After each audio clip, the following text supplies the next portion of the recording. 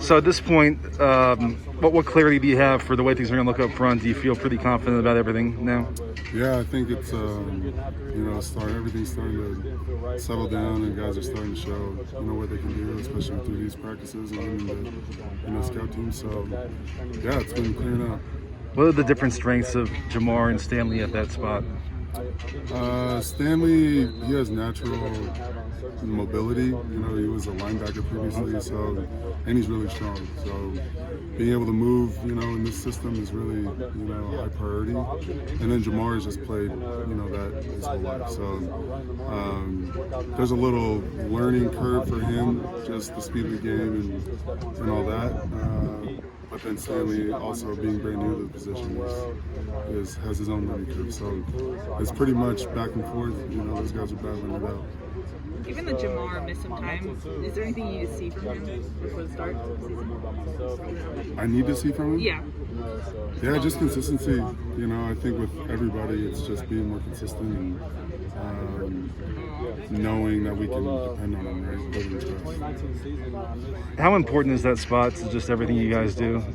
Oh, it's huge. I think the best player on a lot of these 3-4, 4-3 teams on nose tackle, and you don't hear about him a lot because he took a lot of blocks, but Marlon last year, I would argue, is one of the best players on our team just because of what he did. Regardless if he made the play or not, he's demanding eyes and bodies from the offense, so it's huge. I know you always downplayed any concern about that spot, but do you feel any more confident in any specific way now that you've been able to work with them for this whole month?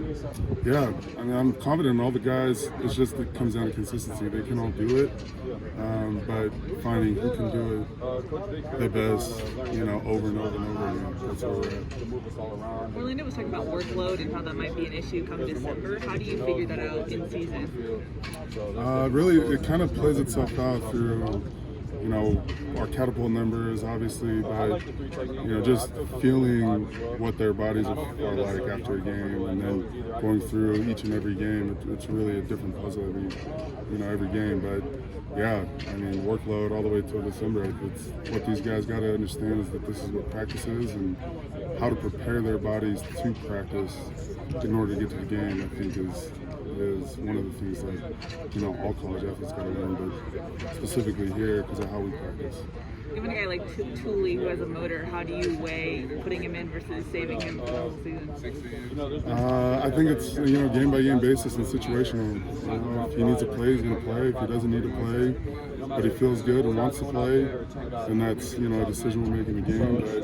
But right now, it's all building the capacity of what they can do right now in practice, right? So that when they do get a lot of reps, it's not foreign to them, and we can gauge how we use them in practice and what situations we put them in, basically. Nick was your sack leader last year, but he's still kind of the under-talked about guy in that group. Right. How valuable and important is he to everything you do? He's valuable in a bunch of different ways. One, he's got everything together off the field. He's graduated, he's in a master's program, and he understands the playbook and understands our coaching in and out. And so my number one thing for Corey was get with Nick when you get here and go out to lunch with him. Just pick his brain because he'll tell you everything that's going to happen.